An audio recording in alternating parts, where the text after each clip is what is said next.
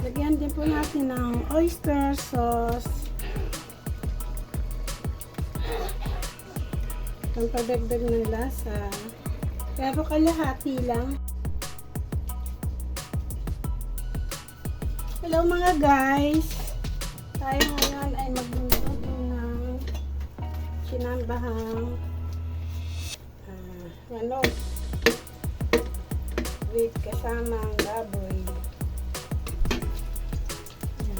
Ang aking ginamit ay mayroon na siyang konting mantika at nilagyan ko siya ng butter o dairy cream. Dahil tunaw na, lagay na natin ang bawang.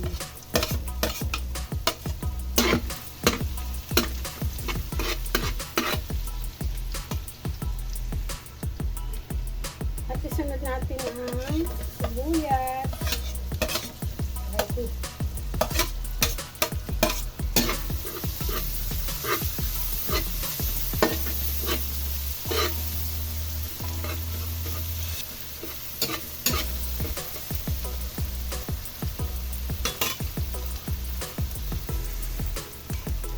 Dahil transparent na yung sibuyas, ay isunod natin ang siling pula.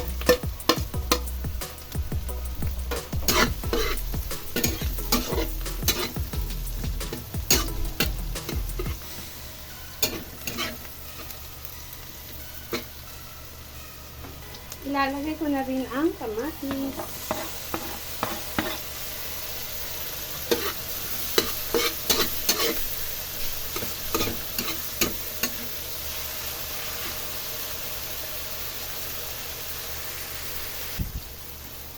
Bilisin natin magluto yung kamatis at saka yung siling pula. Kasi yun ay makakadagdag ng masarap na lasa. Itong aking niluluto, tsinambahang manok na may baboy. Bilisin po natin.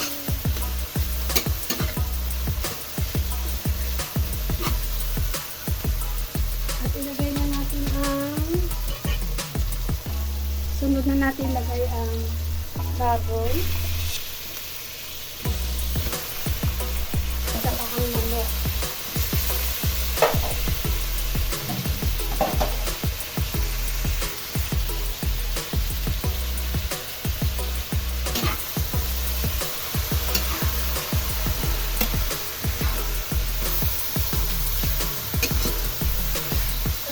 Medyo magmatigas pa itong baboy dahil galing sa freezer.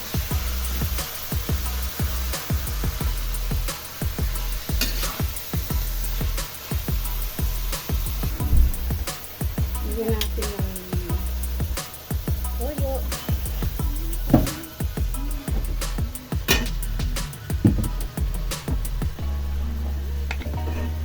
Ganun din ang paminta.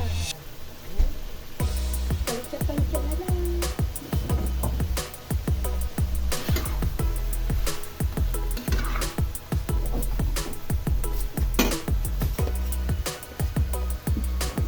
Lalagyan din natin ng dahon ng lagay.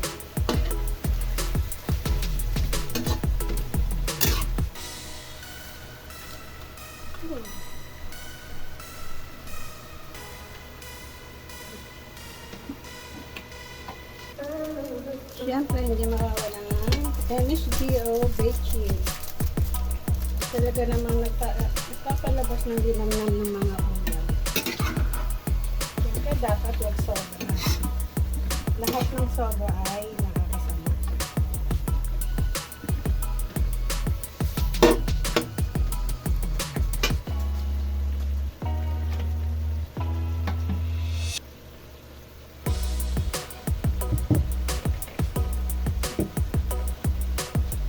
Nilagyan ko din siya ng konting suka.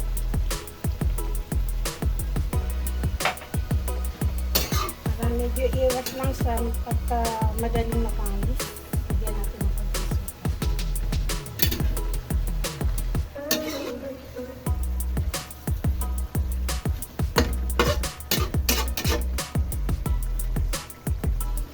Nalagyan ko rin siya ng tubig para pagpapalambot ay hindi matuluan ng sabaw.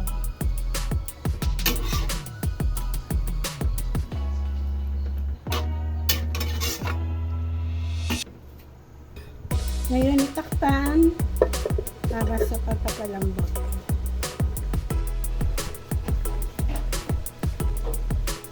Lagyan din po natin ng oyster sauce. Ang pagdagdag ng lasa. Pero kalahati lang. Hindi ko po ito lalahatin.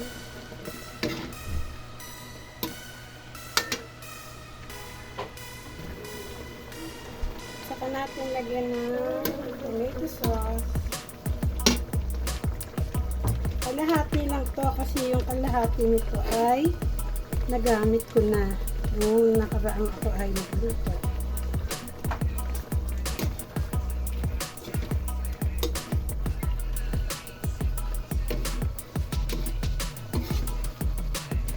Yan, haluin lang. At saka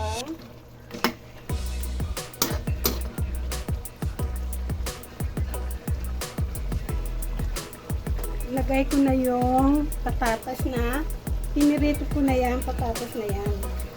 Saka natin ihalo.